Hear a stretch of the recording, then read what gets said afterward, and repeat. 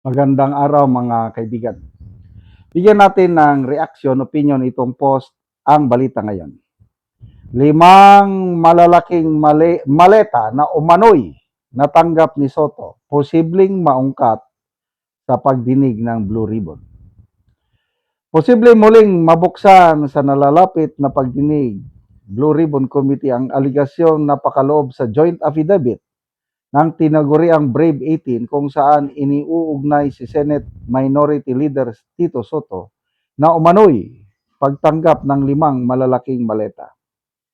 Kasabay sa paghahanda ng Senado para sa pagpapatuloy ng investigasyon sa kontrobersyal na flood control projects, lumalakas ang espekulasyon na maaring ipatawag at pakinggan ang testimonya ng mga dating Marines na lumagda sa affidavit. Sa item 43E ng kanilang sinumpang salaysay nakasaad ang sumusunod. Kami, Orbilio, Voluntate, Tubi at iba pa, kasama si Saldico, ay nag-deliver kay Senator Tito Soto ng 5 large maleta sa kanyang opisina sa isang building sa Baclaran.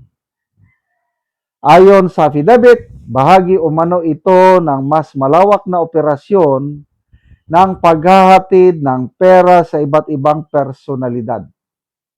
Gayunman, ang mga pahayag na ito ay nananatiling mga aligasyon at hindi pa napapatunayan sa anumang hukuman.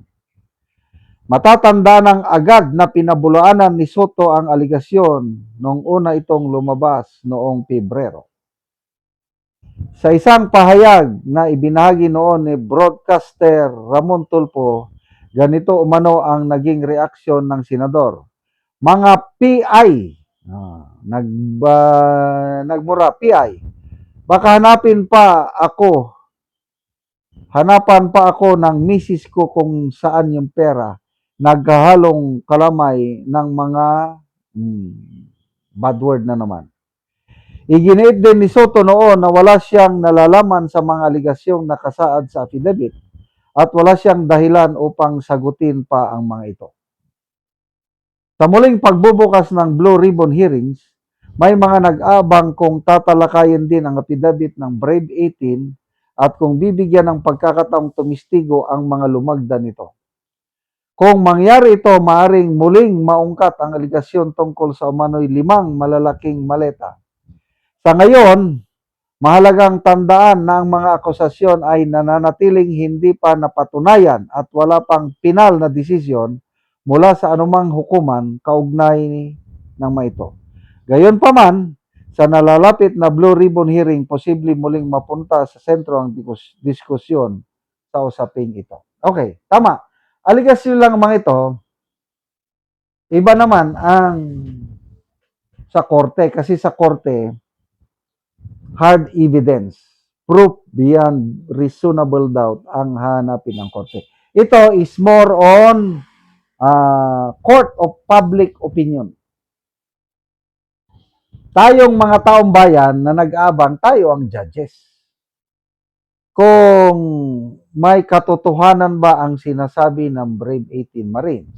Kaya ang tanong dyan, ang mga senador na napangalanan, example, si Senator Soto, Senator Erwin Tulfo, sino pa ba yung mga senador na napangalanan?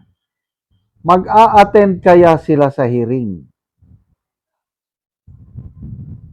Kasi kung ako ang napangalanan, mag-attend ako para i-cross-examine ko yung mga ex-marines na yan.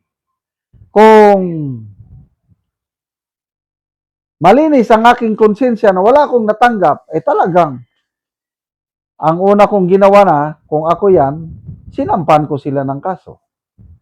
Kaya lang, I don't know, wala akong na-monitor na itong si Senator Soto ay nagsampa ng kaso. Tama ba? Wala. Wala nang, kibit balikat. Wala na. Matinding akusasyon eh. Biruin mo yan, Senate President pa siya noong Pebrero eh.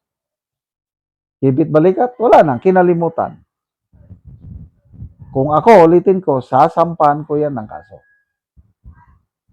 Okay. So, hinamon ni Senator Marcoleta ang mga senador na napangalanan na mag-attend sa hearing para i-cross-examine nila itong Brave 18 Marine. Sana nga mag-attend dahil pagkakataon na ito, tayo mga taong bayan, tayo yung judges kasi court of public opinion. Nagsasalita yung Brave Marine. Nag-deliver kami ganito, ganito. Anong oras? Yan, i-cross-examine ng senador na napangalanan.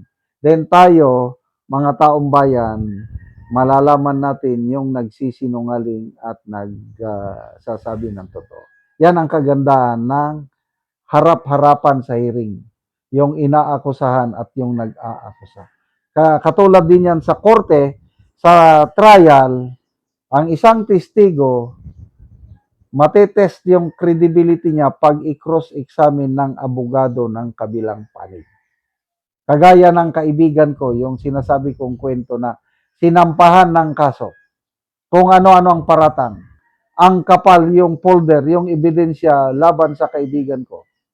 Yung pala, pag tayo sa witness stand, nung i-cross-examine ng abogado ng kaibigan ko yung witness, yung napalpak sila. Nagkadipo-dipo. Wala na.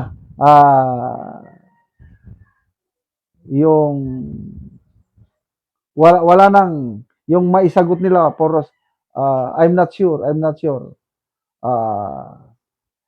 Kasi ang galing ng abogado, basta datikang mga trial lawyers, diyan na lang sa pag-cross-examine, mabubuking ang nagsisinungaling na testigo. So, good luck po. Una, Senator Marcoleta sa kanyang preparasyon. Sana walang mangyari Monday up to Wednesday. Baka biglang magkudita na ulit. Ano sa tingin nyo? Magkukudita ba sa Lunes? Kasi gusto nilang agawin ang liderato eh. Sana naman wala nang kudita.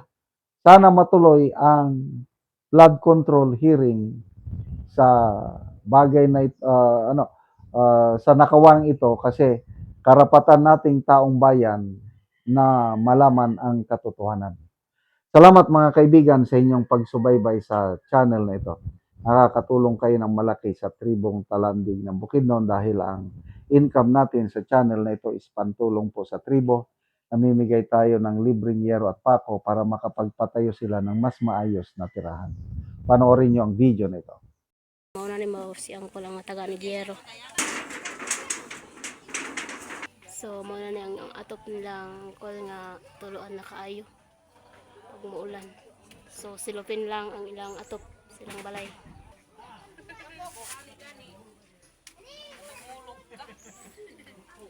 So dito silang sulod, so dupang sapahan na lang Delikado pa tayong bay.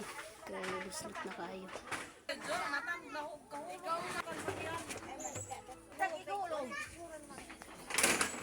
So si ante unang ilang kahimtang. So ante an sa imong masulti nga matagaan ka Giero.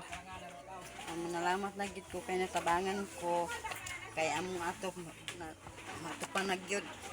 So trapal lang ang inyong atop. So pila na ni katuig ante? 5 na gyud ni katuig. So Sa una nanarabaho na lang ko kay nakuno ko trabaho. Nakaron wala na gid ko na kay nayon kay tungod na nahulog na gid ko sa tatak. so si ante May kaya og para muso. so si Salamat na lang gid ko kay dako gid nga salamat nga hinabangan ko so na kay anak te. na aduha. So unsay grado ante? Para naay grade 6 o grade 3 kay nakaron wala nang ginauman kay nami nga minyo na. So si ante na siya mga anak, so dili pagid kayo katarong og kalakaw si ante tungod kay nahulog sa sasakyanan tungod sa iyang pagpaningkamot. So nagpasalamat siya nga natagaan sa Giero o makaatop siya. Salamat sa pagtan-aw sa video kay nalamat gid ko nga dako gid salamat kay gid ko. Makaatop na gid ka Dako karon gid nga ante. salamat sa Ginoo gid nga hinabangan gid ko. Sige ante. Salamat pod. So mo na ang kahimtang ni ante. So trapa lang gyud ang ilang balay. Salamat sa Ginoo. O, sige ante, salamat.